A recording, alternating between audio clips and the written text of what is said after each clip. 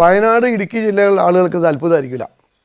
40 litre പാലുള്ള പശു ഉണ്ടോ എന്ന് വെച്ചാൽ പാല് വാങ്ങുന്ന ആളുകൾ പറയുകയാണ് ഇതിൽ കൂടുതൽ പാലിന് എന്ത് വില കൂട്ടാൻ ചോദിക്കുന്നുണ്ട്. പക്ഷേ ഞങ്ങൾ കർഷകർ ഒരിക്കലും പാലിന് വില കൂട്ടാൻ പറയുന്നില്ല. സബ്സിഡി തരുന്ന പൈസ ഇൻസെൻറ്റീവായിട്ട് അളക്കുന്ന ഓരോ ലിറ്റർ പാലിനും കിട്ടുവാണെങ്കിൽ എല്ലാ കർഷകൻ്റെയും കയ്യിലെത്തും. 100 വട്ടം ആലോചിച്ചിട്ട് മാത്രമേ ഈ ഡയറിയിലേക്ക് ഇനിയുള്ള ആളുകൾ വരാൻ പറ്റുള്ളൂ. എന്നെ സംബന്ധിച്ച് അത് ഒരു വലിയ നേട്ടമായിട്ട് കാണുന്നു. കാരണം ഡോക്ടേഴ്സ് തിരഞ്ഞെടുക്കുന്ന അവാർഡ് എന്ന് പറഞ്ഞാൽ അത്രത്തോളം കണ്ണിങ് ആയിട്ടാണ് അവർ അവാർഡിന് സെലക്ഷൻ നടത്തിയത്. ഇപ്പം ശരിക്കും പറഞ്ഞാൽ വോളിബോളിൻ്റെ അത്രയും തന്നെ പശുക്കളെ ഞാൻ സ്നേഹിക്കുന്നുണ്ട്. ഈ റോപ്പിലാണ് ഈ പശുക്കൾക്ക് ഉള്ള പുല്ല് കംപ്ലീറ്റ് കൊണ്ടിരുന്നത്. സ്വന്തം ചെയ്താണ്. അപ്പോൾ ഇതിൽ 1 ടൺ പുല്ല് ഇതിൽ വരും. ഒറ്റ നേരം 1 ടൺ പുല്ല് നമുക്ക് ഇവിടുന്ന് താഴെ നിറഞ്ഞ് ഈ തട്ടിൽ വെച്ചാൽ 7 മിനിറ്റ് കൊണ്ട് ഇവിടെ എത്തും.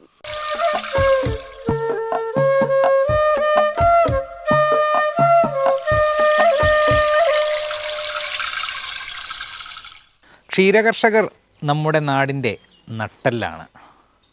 ഒരുപാട് പേരാണ് ഈ ഒരു മേഖലയിൽ നിന്ന് വരുമാനം നേടുന്നത്. നല്ല രീതിയിൽ വരുമാനം നേടുന്ന വലിയ ഫാമുകളുണ്ട് നമ്മുടെ വയനാട്ടിൽ, അല്ലേ? അപ്പോൾ ഇന്ന് ക്ഷീര മേഖലയിൽ മികച്ച വരുമാനം നേടുന്നതും അതോടൊപ്പം തന്നെ സംസ്ഥാന പുരസ്കാരമടക്കം നേടിയ ഒരു കർഷകനെയാണ് നമ്മളിന്ന് പരിചയപ്പെടുത്തുന്നത്. ഇദ്ദേഹത്തിൻ്റെ ഫാമിലാണ് നമ്മളിന്ന് എത്തിയിട്ടുള്ളത്. ഇദ്ദേഹം മാത്രമല്ല, ഇദ്ദേഹത്തിൻ്റെ ഭാര്യയും ഒരു മികച്ച ക്ഷീരകർഷകയായിട്ട് സംസ്ഥാന ലെവലിൽ പുരസ്കാരങ്ങൾ കരസ്ഥമാക്കിയ ഒരാൾ കൂടിയാണ്. അപ്പോൾ ഈ ഒരു ഫാമിൻ്റെ കാര്യങ്ങളും വിശേഷങ്ങളും ഒക്കെയാണ് ഇന്നത്തെ എപ്പിസോഡിലൂടെ നമ്മൾ പ്രേക്ഷകർക്കായിട്ട് പരിചയപ്പെടുത്തുന്നത്. അപ്പോൾ കാണാം കാഴ്ചകൾ.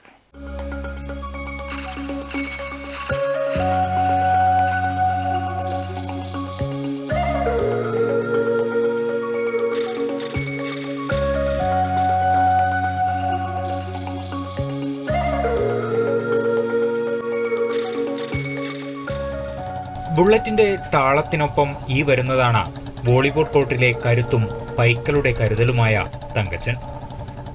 യവനാർകുളം ടൗണിലെ തിരക്കുകളിൽ നിന്ന് പതിവ് പോലെ അദ്ദേഹം മടങ്ങുകയാണ് തൻ്റെ പ്രിയപ്പെട്ട ഇടത്തേക്ക്. ഈ യാത്ര അവസാനിക്കുന്നത് പുൽപ്പാറയ്ക്കൽ വീടിൻ്റെ മുറ്റത്താണ്.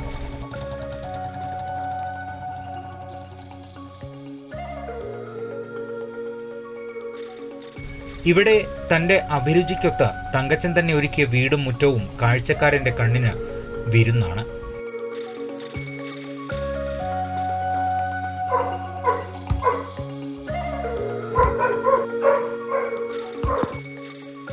വയനാട്ടിലെ അറിയപ്പെടുന്ന വോളിബോൾ താരവും വോളിബോൾ പരിശീലകനും കൂടിയായ തങ്കച്ചൻ കോർട്ടിലെ മികവ് തൻ്റെ ഡയറി ഫാമിലും പ്രാവർത്തികമാക്കി. ഇതാണ് പുൽപ്പറമ്പിൽ ഡയറി ഫാമിൻ്റെ ഇന്നത്തെ വളർച്ചയ്ക്ക് സഹായകമായത്.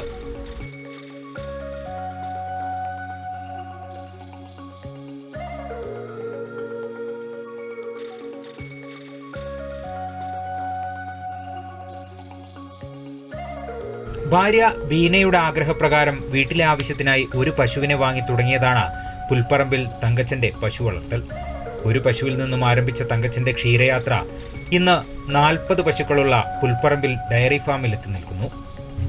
സംസ്ഥാനത്തെ മികച്ച ക്ഷീരകർഷകനുള്ള മൃഗസംരക്ഷണ വകുപ്പിന്റെ പുരസ്കാരവും വെറ്ററിനറി ഡോക്ടർമാരുടെ സംഘടനയായ ഇന്ത്യൻ വെറ്ററിനറി അസോസിയേഷൻ കേരള നൽകുന്ന ഏറ്റവും മികച്ച ക്ഷീര സംരംഭകനുള്ള ക്ഷീരപ്രതിഭാ പുരസ്കാരവും തങ്കച്ചനെ തേടിയെത്തിയതിന്റെ കാരണവും ക്ഷീരമേഖലയിലെ ഇദ്ദേഹത്തിന്റെ മികവ് തന്നെയാണെന്ന് ഉറപ്പിച്ചു പറയാം.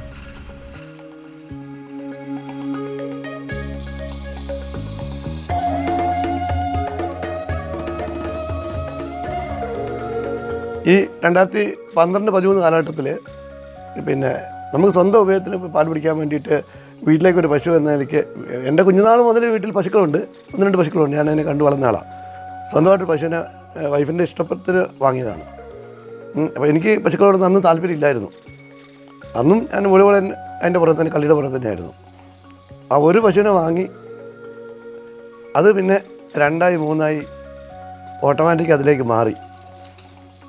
ഇപ്പം ശരിക്കും പറഞ്ഞാൽ വോളിബോളിൻ്റെ അത്രയും തന്നെ പശുക്കളെ ഞാൻ സ്നേഹിക്കുന്നുണ്ട്. ഇപ്പോൾ രണ്ടും പകുതിയായിട്ടാണ് ഞാൻ കൊണ്ട് നടക്കുന്നത്. എനിക്കങ്ങനെ ഫാമെന്നും പറഞ്ഞൊരു ആഗ്രഹമൊന്നുമില്ലായിരുന്നു. ഒരു പശുവിനെ വളർത്തുക, അതുകൊണ്ട് നമ്മൾ ഉപജീവനം കഴിക്കുന്ന അങ്ങനെ ഒരു ഇതിലായിരുന്നു. പശുവിനെക്കുറിച്ചോ അങ്ങനെ പശു വളർത്തിയൊന്നും പരിചയമില്ല. വീട്ടിൽ കാര്യം ഒരു പശുവൊക്കെ ഉണ്ടായിരുന്നു. അതിന് നമ്മൾ വല്ല കുറച്ച് പുല്ലൊക്കെ വെട്ടിയിട്ട് കൊടുക്കും, അമ്മ കറക്കും, അങ്ങനെ നടന്നതാണ്. ഇവിടെ വന്നിട്ടാണ് ഞാൻ പശുവിനെ കറക്കാനൊക്കെ പഠിച്ചത്. എൻ്റെ ഇഷ്ടത്തിന് വാങ്ങിയതല്ല, വൈഫിൻ്റെ ഇഷ്ടത്തിന് വാങ്ങിയതാണ്. അപ്പം അന്ന് ഞാൻ കറവേ കാര്യമൊന്നും എനിക്കറിയില്ല. എനിക്ക് പശുക്കളെ കാണും പേടിയായിരുന്നു. അങ്ങനെ 5 പശു ആയപ്പോൾ 5 പശുവിൽ നിന്ന് 150 ലിറ്റർ പാലളന്ന് ഈ ബ്ലോക്കിലെ ഏറ്റവും കുറഞ്ഞ പശുവിൽ നിന്ന് കൂടുതൽ പാലളക്കുന്ന കർഷകന് ചെറിയൊരു ഒരു അവാർഡ് കിട്ടി. അതൊരു പ്രചോദനമായി മാറി. അത് പിന്നെ ഒരു 8 കൂടുതൽ വളർത്തണ്ട എന്നൊരു രീതിയിൽ ഞാൻ ഒരു 8 പശുവായി നിർത്തി. പിന്നെ തോന്നി എന്തായാലും 8 പശുവുണ്ട്, ഞങ്ങൾ രണ്ടും തന്നെയാണ് നോക്കുന്നത്. പാൽ കൊണ്ട് കൊടുക്കാനും പുല്ലരിയാനൊക്കെ പോകണം. എന്നാൽ 2 കൂട്ടാൻ വെച്ചാൽ അങ്ങനെ അത് 10 ആയി. 2018 അപ്പോഴേക്കും 12 പശുവിൻ്റെ ഒരു ഷെഡ് ഞാൻ വന്നു.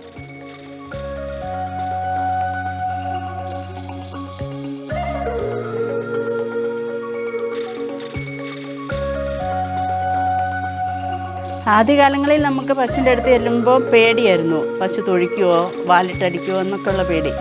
പിന്നെ നമ്മൾ അവരുമായിട്ട് അങ്ങ് ഇണങ്ങി കഴിഞ്ഞപ്പോൾ ഇപ്പോൾ ഒരു പേടിയില്ല.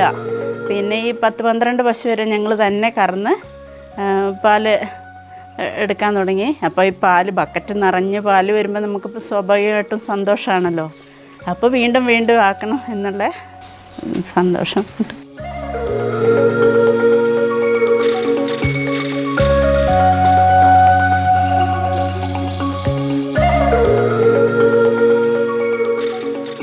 സംസ്ഥാനത്തെ ഒട്ടനവധി ഫാമുകളുടെ ഡിസൈനർ കൂടിയായ തങ്കച്ചൻ തൻ്റെ വീടിനോട് ചേർന്ന് തന്നെയാണ് തൊഴുത്ത് പണിതിരിക്കുന്നത്. സ്വന്തം കിടപ്പുമുറിയിലെ ജനാല തുറന്നു നോക്കിയാൽ തൊഴുത്തും പശുക്കളെയുമെല്ലാം നേരിട്ട് കാണാൻ കഴിയും.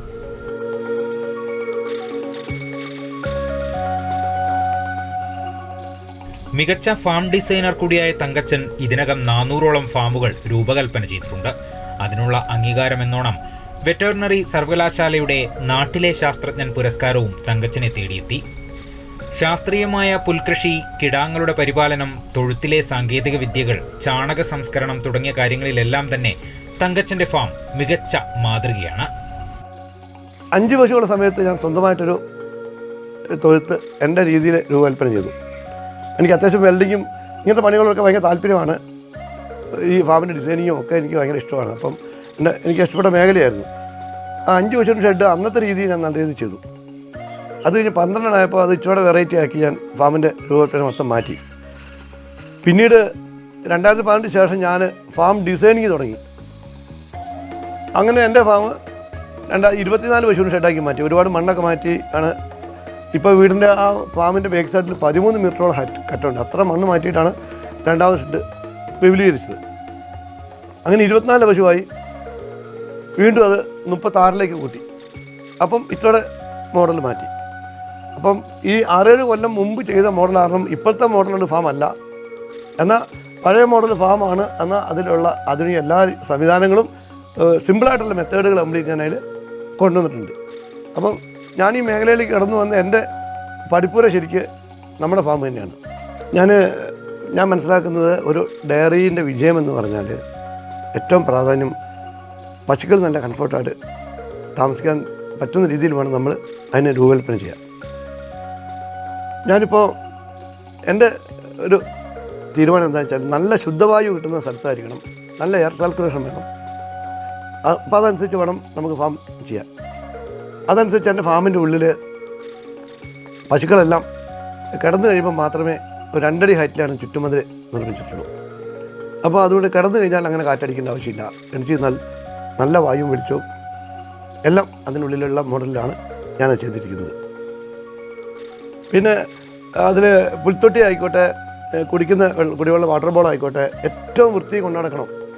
നമ്മൾ കുടിക്കുന്ന വെള്ളമായിരിക്കണം നമ്മുടെ പശുക്കൾ കുടിക്കുന്നത്. അപ്പോൾ അതിന് ഞാൻ സ്വന്തമായി ഫിൽറ്റർ ഉണ്ടാക്കി ആ ഫിൽറ്ററിൽ നിന്നുള്ള വെള്ളമാണ് പശുക്കൾ ഞങ്ങൾ ഉപയോഗിക്കുന്നത്. ഞാൻ ആദ്യമായിട്ട് എൻ്റെ ഫസ്റ്റ് പശുവിന് വാങ്ങിയത് ഞങ്ങളുടെ ഗുരുനാഥൻ എന്ന് പറയാം, ഇവിടുത്തെ വട്ടപ്പറമ്പിലെ ജോർജ് മാഷാണ്, കല്ലോട്ടുള്ള ജോർജ് മാഷ ഫാം കണ്ട്. ജോർജ് മാഷ വന്ന് 10-70 പശുക്കളുണ്ട്.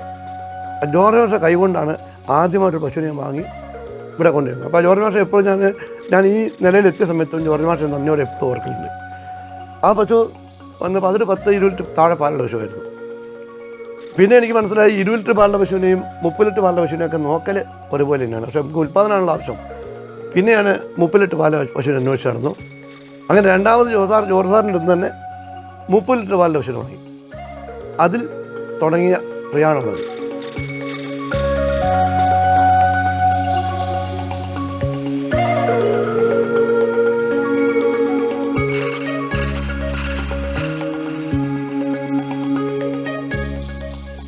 മൃഗസംരക്ഷണ വകുപ്പിൻ്റെ കേരളത്തിലെ ഏറ്റവും മികച്ച ക്ഷീരകർഷകനായി തിരഞ്ഞെടുത്തിരിക്കുന്ന ശ്രീ തങ്കച്ചൻ്റെ പുൽപ്പറമ്പിൽ ഫാം പല സവിശേഷതകളുള്ള ഒരു ഫാമാണ്. സാധാരണ ഒരു ചെറുകിട കർഷകൻ്റെ സാമ്പത്തിക അനാലിസിസ് പോലെയല്ല ഒരു വൻകിട ഫാമിൻ്റെ അനാലിസിസ് നടത്തുക. ശ്രീ തങ്കച്ചൻ ഏറ്റവും മികച്ചു നിൽക്കുന്നത് ഇത്തരം ചില കാര്യങ്ങളാണ്. ഉദാഹരണം പറഞ്ഞാൽ സ്റ്റേജ് ഫീഡിങ്, ഓരോ കറവയുടെ ഓരോ ഘട്ടമനുസരിച്ച് തീറ്റയിൽ മാറ്റം വരുത്തുക. അതുപോലെ മെക്കനൈസേഷൻ, എത്ര അധ്വാനം കുറച്ച് ഫാമിൻ്റെ എർഗണോമിക്സ് എന്നറിയപ്പെടുന്ന തീറ്റ കൊണ്ടുവരിക, പുല്ല് കൊണ്ടുവരിക, ഇതിലെല്ലാം ധാരാളം മുന്നേറ്റം ശ്രീ തങ്കച്ചൻ കൈവരിച്ചിട്ടുണ്ട്. ഓരോ ആനിമലിനും ഇൻഡിവിജ്വൽ കെയർ, അതായത് ഓരോ പശുവിനെയും ആവശ്യം അറിഞ്ഞ് തീറ്റ കൊടുക്കാനും അതിൻ്റെ ഉൽപ്പാദനം അറിഞ്ഞ് വേണ്ട മാനേജ്മെൻറ്റ് രീതികൾ നടപ്പിലാക്കാനും ശ്രീ തങ്കച്ചന് സാധിക്കുന്നുണ്ട്. ഒരു ഫാം സ്കൂൾ ആയതുകൊണ്ട് തന്നെ ഏറ്റവും നന്നായി അവിടെ സന്ദർശിക്കുന്ന കർഷകർക്ക് കാര്യങ്ങൾ പറഞ്ഞു കൊടുക്കാനും ശ്രീ തങ്കച്ചന് സാധിക്കുന്നുണ്ട്. ഏറ്റവും പുതിയ ആശയങ്ങളായ മൈക്രോ ക്ലൈമറ്റ് മോഡിഫിക്കേഷൻ, അല്ലെങ്കിൽ തൊഴുത്തിനകത്തുള്ള കാലാവസ്ഥയെ നിയന്ത്രിക്കുന്നതിന് വേണ്ടി യൂണിവേഴ്സിറ്റിയുടെ സാങ്കേതിക സഹായത്തോടെ, വെറ്റിനറി കോളേജിൻ്റെ സാങ്കേതിക സഹായത്തോടു കൂടി ആശ്വാസ എന്നറിയപ്പെടുന്ന humidity, temperature, wind speed controlling സിസ്റ്റവും ആ ഫാമിൽ ഏർപ്പെടുത്തിയിട്ടുണ്ട്. അപ്പോൾ ഇതെല്ലാം കൂടി വരുമ്പോൾ അവിടെ കാണുന്ന കാഴ്ച എന്ന് വെച്ചാൽ, ശരിക്കും പറഞ്ഞാൽ ഉൽപ്പാദന ചെലവ് നിയന്ത്രിച്ചുകൊണ്ട് തന്നെ ഉൽപ്പാദനം ഏറ്റവും നല്ല രീതിയിൽ മുന്നോട്ട് കൊണ്ടുപോകാൻ ശ്രീ തങ്കച്ചന് സാധിക്കുന്നു എന്നുള്ളതാണ്. ഏതൊരു കമേഴ്സ്യൽ ഫാമും, വാണിജ്യ അടിസ്ഥാനത്തിൽ പ്രവർത്തിക്കുന്ന ഏതൊരു ഫാമും ഇതിൽ നാം പഠിക്കേണ്ട കാര്യങ്ങൾ വെച്ചാൽ ടെക്നോളജിയുടെ ഉപയോഗം, അതുവഴി ചെലവ് കുറഞ്ഞ ഉൽപ്പാദനം എന്നുള്ളതാണ്. പുൽപ്പറമ്പിൽ ഫാമിലേക്ക് ഇപ്പോൾ പുറത്തുനിന്ന് പൈക്കളെ വാങ്ങാറില്ല. ഫാമിൽ പ്രസവിക്കുന്ന കിടാങ്ങളെ വളർത്തിയെടുക്കുകയാണ് ഇവരുടെ രീതി. 48 ലിറ്റർ പാൽ വരെ തരുന്ന പൈക്കളാണ് ഇന്ന് പുൽപ്പറമ്പിൽ ഡയറി ഫാമിന്റെ മുഖമുദ്ര. പാലുൽപാദനത്തിൽ മാത്രമല്ല, സിനിമാ മേഖലയിൽ വരെ താരങ്ങളാണ് തങ്കച്ചന്റെ പശുക്കൾ. ഇതാണ് ഞങ്ങളുടെ മോളിക്കുട്ടി. ഈ ഫാമിലൊരു വ്യത്യസ്തമായ പശുവാണ്. ഇത് ജേഴ്സി ഇനത്തിൽപ്പെട്ട പശുവാണ്. ആകെ എനിക്ക് 2 പശുക്കളെ ജേഴ്സി ഇനത്തിലുള്ളൂ. അതിലൊന്ന് ഇതാണ്. ഇവള് ഒരു സിനിമാ നടിയാണ്. ബേസിൽ നായകനായിട്ടുള്ള പാൽത്തു ജാനവർ എന്ന സിനിമയിലെ മോളിക്കുട്ടിയായിട്ട് അഭിനയിച്ച പശുവാണിത്. ഈ പശു നമ്മുടെ ഫാമിലുണ്ടായ കുട്ടിയാണ്. ഇത് KLD ബോർഡിൻ്റെ പ്രീമിയം HF 7 കുത്തിവെച്ചുണ്ടായ കുട്ടിയാണ്. ഇതിന് 42 ലിറ്റർ പാല് രണ്ടാമത്തെ പ്രസവത്തിൽ കിട്ടി. ഇതിപ്പോൾ 3ാമത്തെ ചെനയാണ്. ഇപ്പോൾ കറവ പറ്റിച്ചു, 7 മാസം ചെനയായി നിൽക്കുകയാണ്. നല്ല കുട്ടികളെ നമ്മൾ നല്ല രീതിയിൽ വളർത്തിയാൽ നല്ല പശുവാകും. അപ്പോൾ നമ്മൾ തമിഴ്നാടിനെയും കർണാടകത്തിനൊന്നും ആശ്രയിക്കാതെ കേരളത്തിൽ തന്നെ നല്ല ഉൽപ്പാദനമുള്ള പശുക്കളെ വളർത്തിയെടുക്കാൻ സാധിക്കും. ഒരു 4, 5, 6, 7 പ്രസവം വരെ നമുക്ക് നിർത്താനും പറ്റും. അപ്പോൾ അതുകൊണ്ട് നമുക്ക് ഈ കാലാവസ്ഥയായിട്ട് ഒത്തുവരുന്ന കാരണം ഇതിന് അസുഖങ്ങളൊക്കെ വളരെ കുറവായിരിക്കും. പിന്നെ ഉണ്ടായ കാലം മുതൽ നമ്മളെ കണ്ടു വളരുന്ന കാരണം അതുങ്ങൾക്ക് നമ്മളോട് പ്രത്യേക ഒരു സ്നേഹമുണ്ട്. ഈ പശുക്കുട്ടി ഇതിന് 1.5 വയസ്സ് പ്രായമായിട്ടുള്ളൂ. ഇതാണ് ഇപ്പോൾ ഇവിടുത്തെ താരം. ഇതിനെ ഈ പറഞ്ഞ പോലെ 8 ലിറ്റർ പാല് 2 മാസം 2.5 മാസം കൊടുത്ത് വളർത്തിയതാണ്. ഏറ്റവും കൂടുതൽ പാല് കിട്ടിയ പശുവിൻ്റെ കുട്ടിയാണ്. ഇതിലിപ്പോൾ കുത്തി വെച്ചിട്ടുണ്ട്. 2 മാസം ആവുന്നുള്ളൂ. ചെന പരിശോധിച്ചിട്ടില്ല. ഇപ്പോൾ 1.5 വയസ്സ് പ്രായമായിട്ടുണ്ട്. ഹെവി കുട്ടിയാണ്. എന്നേക്കാൾ ഹൈറ്റ് ഉണ്ട് തല ഉണ്ടോ.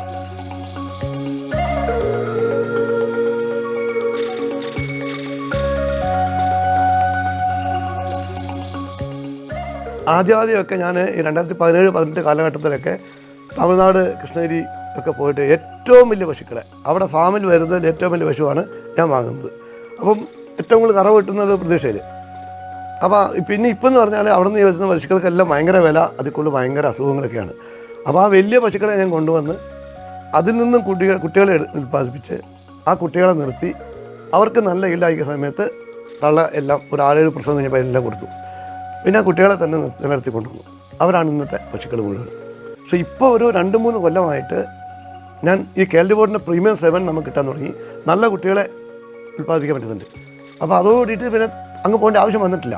നമ്മുടെ ഫാമിൽ മുതൽക്കൂട്ട് നമ്മുടെ കുട്ടികളാണെന്നുള്ള തിരിച്ചറിവ് എനിക്ക് എന്നുണ്ടായോ അന്ന് മുതലാണ് എൻ്റെ വിജയം. എൻ്റെ ഒരു കൺസെപ്റ്റ് എന്താ മെയിനായിട്ടും ഉൽപ്പാദനം കൂട്ടി എണ്ണം കുറച്ച് ജോലിഭാരം കുറച്ച് ലാഭം ഉണ്ടാക്കാവുന്നൊരു മെത്തേഡാണ് എൻ്റെ. നമ്മൾ 100 പശുവിനെ വാങ്ങിയിട്ട് 500 ലിറ്റർ പാലളക്കുന്നതും 20 പശുവിൽ നിന്ന് 500 ലിറ്റർ പാലളക്കുന്നതും ഭയങ്കര വ്യത്യാസമുണ്ട്.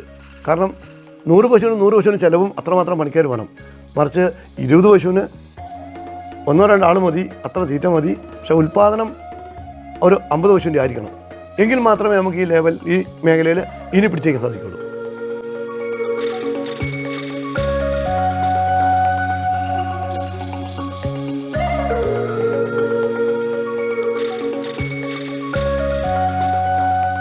ഫാം എഞ്ചിനീയറിംഗിലും തങ്കച്ചൻ തന്റെ വൈദഗ്ധ്യം തെളിയിച്ചിട്ടുണ്ട്. ഫാമിന് താഴെയുള്ള പറമ്പിലെ തീറ്റപ്പുല്ല് തോട്ടത്തിൽ നിന്ന് നേരിട്ട് ഫാമിലേക്ക് എത്തിക്കുന്നതിനായി തങ്കച്ചൻ തയ്യാറാക്കിയ ഗ്രാസ് റോപ്പ് വേ സംവിധാനം ഇതിന് തെളിവാണ്.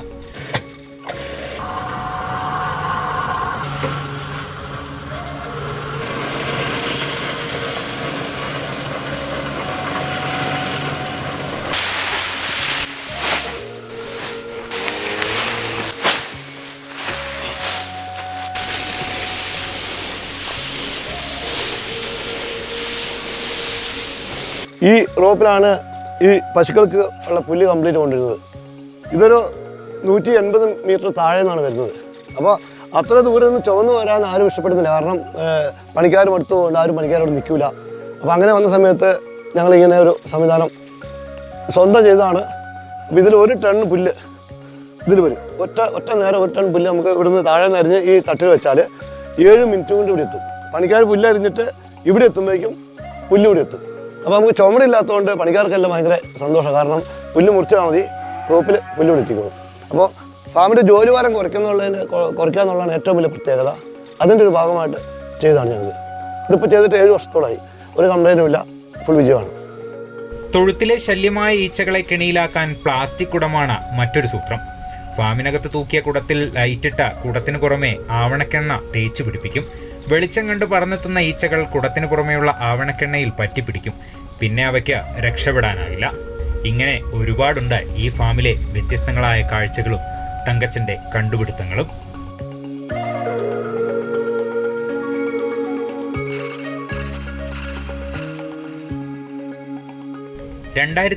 ൽ മിൽമയുടെ മലബാർ മേഖലയിലെ മികച്ച ക്ഷീരകർഷകയായി ബീനയെ തിരഞ്ഞെടുത്തിരുന്നു. 2020 ക്ഷീരസഹകാരി അവാർഡും ഇവരുടെ ഫാമിലേക്കെത്തി. 2025 ഇന്ത്യൻ വെറ്ററിനറി അസോസിയേഷന്റെ പുരസ്കാരവും ലഭിച്ചു. പശുവളർത്തലിലെ മികവിനുള്ള അംഗീകാരമെന്നോണം 2025 ഡൽഹിയിൽ നടന്ന റിപ്പബ്ലിക് ദിന പരേഡിൽ കേരളത്തിന്റെ പ്രതിനിധികളായി പങ്കെടുക്കാനുള്ള ഭാഗ്യവും ഈ ദമ്പതിമാർക്ക് ലഭിച്ചിരുന്നു. ഫാം ലൈസൻസ്, ISO അംഗീകാരം തുടങ്ങിയവയെല്ലാം നേടിയ ഇവരുടെ സംരംഭത്തെ കേരള വെറ്ററിനറി സർവകലാശാലയുടെ ഫാം സ്കൂളായും തിരഞ്ഞെടുത്തിട്ടുണ്ട്. ഒരുപാട് സന്തോഷമുണ്ട്. ഈ നിലയിലെത്താനാവുമെന്ന് ഒരിക്കലും ഞാൻ പ്രതീക്ഷിച്ചിട്ടില്ല. ഈ മേഖല തുടങ്ങി ആദ്യ അവാർഡ് കിട്ടി ഒരു 4-5 പുരസ്കാരങ്ങൾ കിട്ടിയ സമയത്തും പല ആളുകളും പല കമൻറ്റുകളും കന്നി പ്രസവത്തിൽ 38 ലിറ്റർ പാല് കിട്ടിയ കുട്ടി ഇവിടെ ഉണ്ടായിട്ടുണ്ട്. ഞാനിവിടെ വളർത്തിയതാണ്. അത് KL-7 അല്ല. പല ട്രോളുകൾ ഇറക്കി കണ്ടമാനം വേദനിപ്പിച്ചു.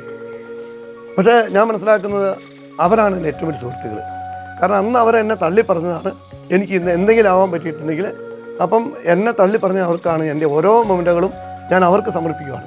അങ്ങനെ ഒരാൾ നമ്മുടെ പുറകിൽ നമ്മളെ കുറ്റപ്പെടുത്താനുണ്ടെങ്കിൽ മാത്രമേ നമുക്ക് എന്തെങ്കിലും ആവാൻ പറ്റുള്ളൂ എന്നുള്ള തിരിച്ചറിവ് എനിക്കിപ്പോൾ വ്യക്തമായിട്ടുണ്ടായിട്ടുണ്ട്. 2018 തന്നെ മലബാർ മേഖലയിലെ മിൽമയിൽ ഏറ്റവും മികച്ച കർഷകകൾ അവാർഡ് ഇഫിന് കിട്ടി. 2020 ക്ഷീരസഹകാരി അവാർഡ് ഒക്കെ കിട്ടി. പിന്നെ അങ്ങോട്ട് പോന്നു കഴിഞ്ഞാൽ നിരവധി പുരസ്കാരങ്ങൾ നമ്മളെ തേടിയെത്തി. അതെല്ലാം ഈ ചെറിയ ഫാം 10-20 പശുക്കളെ വളർത്തി ഈ കേരളത്തിൽ ഇഷ്ടം പോലെ വലുതും ചെറുതുമായ കണ്ടമാനം ഫാമുകളുണ്ട്. പക്ഷെ അവരിൽ നിന്നൊക്കെ ഒരു വ്യത്യസ്തനായിട്ടാണ് ഞാൻ കാണുന്നത് എന്നെ. കാരണം എന്താണെന്ന് വെച്ചാൽ എനിക്ക് എണ്ണത്തിലുള്ള പ്രാധാന്യം ഉൽപ്പാദനത്തിലാണ്. അപ്പോൾ നമ്മൾ ചെയ്യുന്ന എന്ത് തൊഴിലോ അതിനോട് 100% ആത്മാർത്ഥത കാണിക്കണം എന്നൊരു ചിന്താഗതിയാണ് എൻ്റെ. അതൊരു വേറിട്ട രീതിയായിരിക്കണം. അതുകൊണ്ട് തന്നെ ഞാൻ ഇപ്പോൾ ഏകദേശം ഒരു 400 കൂടുതൽ ഫാമുകൾ കേരളത്തിൽ രൂപകൽപ്പന ചെയ്തിട്ടുണ്ട്, വലുതും ചെറുതുമായിട്ടുള്ള. അപ്പം അതിലെല്ലാം ഓരോന്നിനും എൻ്റേതായ ഒരു പ്രത്യേകത ഉണ്ടാവും ഓരോ ഫാമിനും. അപ്പം അത്രത്തോളം ഈ മേഖലയിലേക്ക് നമുക്ക് പഠിക്കാൻ പറ്റി. അതുപോലെ പശുക്കൾ എന്താണെന്ന് മനസ്സിലാക്കാൻ പറ്റി. അതെല്ലാം നമ്മുടെ അംഗീകാരത്തിൻ്റെ പുറകിലുള്ളൊരു ബലമായിട്ടാണ് ഞാൻ കണക്കൂട്ടുന്നു. 2023 G20 ഭാഗമായുള്ള W20 ഗുജറാത്തിൽ വെച്ച് നടന്ന പ്രോഗ്രാമിൽ വൈഫിന് പങ്കെടുക്കാൻ സാധിച്ചു. അതുപോലെ തന്നെ നമ്മുടെ കേരളീയം പരിപാടിയിൽ കേരളത്തിൽ നിന്ന് ഒരു കർഷകനെ വിളിച്ചിട്ടുള്ളൂ, അതും ബീനയായിരുന്നു. 2024-25 ആയപ്പോഴേക്കും നമ്മുടെ റിപ്പബ്ലിക് ആഘോഷത്തിൽ ആ ആഘോഷത്തിൽ പങ്കെടുക്കാൻ കേരളത്തിൽ നിന്ന് പ്രതിനിധിയായിട്ട് ഞങ്ങൾക്ക് പോകാൻ സാധിച്ചു. 2025 ഡോക്ടർ അംബേദ്കർ നാഷണൽ അവാർഡ് മേടിക്കാൻ സാധിച്ചു. അതെല്ലാം നമ്മുടെ ഈ സ്പോർട്സും അതുപോലെ തന്നെ കാർഷിക മേഖലയും ഡയറിയും മൂന്നും ഒരുപോലെ കൊണ്ടുപോകുന്നതിനാണ് അംബേദ്കർ നാഷണൽ അവാർഡ് കിട്ടിയത്. അതുപോലെ 2025 അബ്ദുൽ കലാം അവാർഡ് കിട്ടി, KPSC അവാർഡ് കിട്ടി. ഈ 25 ലാസ്റ്റ് ആയപ്പോഴേക്കും എനിക്ക് IBA കേരളയുടെ ഇന്ത്യൻ വെറ്ററിനറി അസോസിയേഷൻ്റെ ക്ഷീരപ്രതിഭാ പുരസ്കാരം കിട്ടി. എന്നെ സംബന്ധിച്ച് അത് ഒരു വലിയ നേട്ടമായിട്ട് കാണുന്നു. കാരണം ഡോക്ടേഴ്സ് തിരഞ്ഞെടുക്കുന്ന അവാർഡ് എന്ന് പറഞ്ഞാൽ അത്രത്തോളം കണ്ണിങ് ആയിട്ടാണ് അവർ അവാർഡിന് സെലക്ഷൻ നടത്തിയത്. അപ്പോൾ അത് ഒരിക്കലും പ്രതീക്ഷിച്ചതല്ല. അങ്ങനെ ഇതും എനിക്ക് കിട്ടാൻ സാധിച്ചു. ഇപ്പം ലാസ്റ്റ് കിട്ടിയ അവാർഡാണ് കേരളത്തിലെ മികച്ച കർഷകനായി. 20 പശുവിൽ നിന്ന് ഞാൻ 500 ലിറ്റർ പാൽ ഉൽപ്പാദിപ്പിക്കുന്നുണ്ട്. അതിപ്പോൾ ഇച്ചിരി പാൽ കുറവാണ്, കാരണം ചൂട് കൂടാറും ഒരു 30 ലിറ്റർ പാൽ ഇപ്പോൾ കുറവാണ്. പക്ഷെ അത് കുറച്ച് കഴിയുമ്പോഴേക്കും അത് വീണ്ടും അതിന് മേലേക്ക് കയറി വരും. അപ്പം നമ്മൾ കണക്ക് കൂട്ടുന്നത് എന്താണെന്ന് വെച്ചാൽ ഏറ്റവും ജോലിഭാരം കുറച്ച് എണ്ണം കുറച്ച് ഉൽപ്പാദനം കൂട്ടി ലാഭം ഉണ്ടാക്കുന്ന ഒരു മെത്തേഡാണ് എൻ്റെ മെയിനായിട്ടും. പക്ഷേ ഈ ആളുകൾ പല യൂട്യൂബ് വീഡിയോ കണ്ട് പശു വളർത്തുന്ന കുറേ ആളുകൾ ഈ മേഖലയിൽ പരാജയപ്പെട്ടു പോയിട്ടുണ്ട്. ഞാനെന്താണെന്ന് അടുത്തറിയാവുന്ന ആളുകൾക്ക് കൃത്യമായിട്ട് അറിയാം. ഞാൻ ഇവിടെ വന്ന് കണ്ടാൽ ഈ ഓരോ കാര്യങ്ങളും ഞാൻ പറഞ്ഞ കാര്യങ്ങളൊക്കെ സത്യമാണെന്നുള്ള കാര്യങ്ങൾ ഇവിടെ വന്ന് കണ്ടവർക്കറിയാം. മറിച്ച് വീഡിയോ കണ്ടവർക്കും പല ആളുകളും ഈ വയനാട് ഇടുക്കി ജില്ലകളിലെ ആളുകൾക്ക് ഇത് അത്ഭുതമായിരിക്കില്ല, 40 ലിറ്റർ പാലുള്ള പശു ഉണ്ടോ എന്ന് വെച്ചാൽ. മറിച്ച് ബാക്കി ജില്ലയിലെ ആളുകൾ ഈ നാടൻ പശു പോലത്തെ 10-15 ലിറ്റർ പാലുള്ള പശുക്കളെ വളർത്തി പഠിച്ച ആളുകൾക്ക് അവരുടെ സ്വപ്നത്തിൽ ഇങ്ങനൊരു സംഭവം ഇല്ല, അങ്ങനെ സംഭവിക്കില്ല എന്ന് പറയുന്ന ഇഷ്ടംപോലെ ആളുകളെ എനിക്കറിയാം. പക്ഷെ അവരോടൊക്കെ എനിക്ക് പറയാനുള്ളത് നിങ്ങൾ വന്ന് നേരിട്ട് കാണുക എന്ന് മാത്രമേ ഉള്ളൂ. അത്യുൽപാദന ശേഷിയുള്ള പശുക്കൾക്ക് അമിതമായി കാലിത്തീറ്റ നൽകി അവയുടെ ആരോഗ്യം നശിപ്പിക്കുന്ന രീതി തങ്കച്ചനില്ല. പകരം അളവ് കുറച്ച് ഗുണമേന്മയും പോഷക സാന്ദ്രതയുമുള്ള തീറ്റ നൽകുന്ന രീതിയാണ് അദ്ദേഹം പിന്തുടരുന്നത്. ഇതിനായി മികച്ച ബ്രാൻഡ് പ്രീമിയം കാറ്റിൽ ഫീഡുകളും അതോടൊപ്പം ശാസ്ത്രീയമായ പുൽകൃഷിയും അദ്ദേഹം പ്രയോജനപ്പെടുത്തുന്നു. എൻ്റെ ഫാമിലെ പശുക്കളെല്ലാം ഈൽഡ് കൂടിയ പശുക്കളാണ്. അപ്പം അവർക്ക് തീറ്റ കൊടുക്കുന്ന ഒരു പ്രത്യേക രീതി തന്നെയാണ്. ഫുള്ള് TMR രീതി തന്നെയാണ് തീറ്റ കൊടുക്കുന്നത്. അതിൽ ഇപ്പം തീറ്റ ചെലവ് കുറയ്ക്കാൻ വേണ്ടിയിട്ട് പൈനാപ്പിൾ ലീഫ് കൊടുക്കുന്നുണ്ട്. പൈനാപ്പിൾ നമുക്ക് ഒരു 250 പൈസയ്ക്ക് 3 താഴെ എത്തുന്നുണ്ട്. അപ്പം ഒരു പശുവിന് ഒരു നേരം 15 കിലോ പുല്ലാണ് കൊടുക്കുന്നത്. അതിൽ 5 കിലോ പച്ചപ്പുല്ലും 5 കിലോ പൈനാപ്പിൾ ലീഫും 5 കിലോ ചോളവും, അങ്ങനെ 15 കിലോ അരിഞ്ഞ് ആ കൂട്ടത്തിൽ കാർഗിലിൻ്റെ ഫീഡ് 8,000-ഉം 10,000-ഉം ഉണ്ട്. പഞ്ചാബിലെ തീറ്റയാണ്. ഈ കാർഗിലിൻ്റെ ഫീഡാണ് ഇവിടുത്തെ മെയിൻ തറവേള പശുക്കൾക്ക് 5 കിലോ കാലിത്തീറ്റ ഒരു നേരം. ആ കൂട്ടത്തിൽ കുറച്ച് മിനറൽ മിക്സറും അതുപോലെ എൽക്കാക്കാരൻ്റെ അപ്പക്കാരം ഒരു 50 ഗ്രാം അപ്പക്കാരവും കൂടിയാണ് TMR രീതിയിൽ മൊത്തം അരിഞ്ഞ് ഇളക്കി ഇട്ടാണ് ഒരു നേരത്തെ തീറ്റ കൊടുക്കുന്നത്. കേരളത്തിലെ ക്ഷീരമേഖലയിൽ ഇനിയും മാറ്റങ്ങൾ വരണമെന്നും ക്ഷീരകർഷകർക്ക് സർക്കാർ കൂടുതൽ പിന്തുണ നൽകണമെന്നുമാണ് തങ്കച്ചൻ പറയുന്നത്. എൻ്റെ അഭിപ്രായത്തിൽ 100 വട്ടം ആലോചിച്ചിട്ട് മാത്രമേ ഈ ഡയറിയിലേക്ക് ഇനിയുള്ള ആളുകൾ വരാൻ പറ്റുള്ളൂ. കാരണം നമ്മുടെയൊക്കെ മനസ്സിൽ ഇങ്ങനെ ഒറ്റയും വെട്ടയും മണിയടിക്കുന്ന സൗണ്ട് കേട്ടു തുടങ്ങി. മരണമണി, അതായത് ഡയറി ഫാമിൻ്റെയൊക്കെ ഡയറി ക്ഷീരകർഷകരൊക്കെ നില കഴിഞ്ഞു. നമ്മളൊക്കെ ഇപ്പം ശരിക്ക് വെന്റിലേറ്ററിലാണ് ഉള്ളത്. മോർച്ചറിയിലേക്ക് പോകേണ്ട അവസ്ഥയിലേക്ക് ആയിക്കൊണ്ടിരിക്കുകയാണ് 80% കർഷകരും. അപ്പം ഈ മേഖലയിലേക്ക് കിടന്നു വരണമെങ്കിൽ ഇതിനൊരു മാറ്റം വരണം. പാല് വാങ്ങുന്ന ആളുകൾ പറയുകയാണ് ഇതിൽ കൂടുതൽ പാലിന് എന്ത് വില കൂട്ടാൻ ചോദിക്കുന്നുണ്ട്. പക്ഷെ ഞങ്ങൾ കർഷകർ ഒരിക്കലും പാലിന് വില കൂട്ടാൻ പറയുന്നില്ല, സംഭരണ വില കൂട്ടാൻ മാത്രമേ പറയുന്നുള്ളൂ. ഈ വിവിധ വകുപ്പുകളിലെ എല്ലാ സബ്സിഡിയും ഒഴിവാക്കി നമുക്കൊന്നും വേണ്ട. ആ സബ്സിഡി തരുന്ന പൈസ ഇൻസെൻറ്റീവായിട്ട് അളക്കുന്ന ഓരോ ലിറ്റർ പാലിനും കിട്ടുവാണെങ്കിൽ എല്ലാ കർഷകൻ്റെയും കയ്യിലെത്തും. ഈ മേഖലയിലേക്ക് വരുന്ന ആളുകൾ നഷ്ടത്തിലോടുന്ന കുറേ ഫാമുകളൊക്കെ കണ്ട് അവരോട് സംസാരിച്ച് ലാഭത്തിൽ പോകുന്ന 1-2 ഫാമുകൾ അതും കണ്ട് ഈ മേഖലയെ പറ്റി ഒരു 5-6 മാസം ശരിക്കും പഠനം നടത്തിയിട്ട് ഈ മേഖല തിരഞ്ഞെടുക്കാവുള്ളൂ. തിരഞ്ഞെടുക്കുന്ന ആൾ ആദ്യം തന്നെ പശുക്കൾ എന്താണെന്ന് പഠിക്കണം. ഏറ്റവും കൂടുതൽ ചീറ്റ് ചെയ്യപ്പെടുന്ന മേഖലയാണ് ക്ഷീരമേഖലയിൽ. പശുവിനെ വാങ്ങാൻ അറിയാത്ത കർഷകരെയാണ് ഏറ്റവും കൂടുതൽ ആളുകൾ ചൂഷണം ചെയ്യുന്നത്. അപ്പോൾ പശു എന്താണെന്ന് അറിയണം, അതിനെ വളർത്തുന്ന രീതി എന്താണെന്ന് അറിയണം, ഒരു ഫാമിൻ്റെ മാനേജ്മെൻറ്റ് എന്താണെന്ന് അറിയണം, ഒരു ഫാം എങ്ങനെ ചെയ്യണം, ഡിസൈൻ ചെയ്യണമെന്ന് അറിയണം. ഇതെല്ലാം പഠിച്ചു കഴിഞ്ഞിട്ട് മാത്രമേ ഈ മേഖലയിലേക്ക് കടന്നു വരാൻ പാടുള്ളൂ. സ്വന്തം മക്കളെ പരിപാലിക്കുന്നത് പോലെയാണ് തങ്കച്ചനും ബീനിയും തങ്ങളുടെ ഓരോ പൈക്കളെയും പരിപാലിക്കുന്നത്. ക്ഷീരമേഖലയിൽ വിജയകരമായ സംരംഭം സ്വപ്നം കാണുന്നവർക്ക് ഒരു പാഠപുസ്തകമാണ് പുൽപ്പറമ്പിൽ ഡയറി ഫാം. ഒരു ഫാമിൻ്റെ ഒക്കെ വളർച്ച എന്ന് പറയുന്നത് അവിടെ ആ ഫാമിനെ മുന്നോട്ട് നയിക്കുന്നവരുടെ അർപ്പണ മനോഭാവവും അതുപോലെ തന്നെ അധ്വാനിക്കാൻ മടിയില്ലാത്തതും ഒക്കെയാണ്. അത് തീർച്ചയായിട്ടും നമുക്ക് ഈ ഒരു പുൽപ്പറമ്പിൽ ഫാമിൽ നമുക്ക് കാണാൻ സാധിക്കും. തങ്കച്ചേട്ടനാണെങ്കിലും ഭാര്യ ചേച്ചിയാണെങ്കിലും ഈ ഒരു ഫാമിനോട് അവർ ഇഴുകിച്ചേർന്ന് കഴിഞ്ഞു. ഈ ഒരു ഫാം അവരുടെ ഒരു ജീവിതത്തിൻ്റെ ഭാഗമാണ്. അതാണ് ഈ ഒരു ഫാമിൻ്റെ വിജയവും. അപ്പോൾ എന്തായാലും ഇന്നത്തെ ഈ ഒരു ഫാമിലെ വ്യത്യസ്തമായ കാഴ്ചകൾ കണ്ടു. നല്ലൊരു ക്ഷീരകർഷകയെയും പരിചയപ്പെട്ടു. പുതിയ അനുഭവങ്ങൾ നമുക്കായിട്ട് അവർ പങ്കുവച്ചു. പടവംപറമ്പിൻ്റെ ഇന്നത്തെ എപ്പിസോഡ് ഇവിടെ പൂർണ്ണമാവുകയാണ്. അടുത്ത ആഴ്ച മറ്റൊരു കൃഷി വിശേഷവുമായി വീണ്ടും കാണാം. നന്ദി, നമസ്കാരം.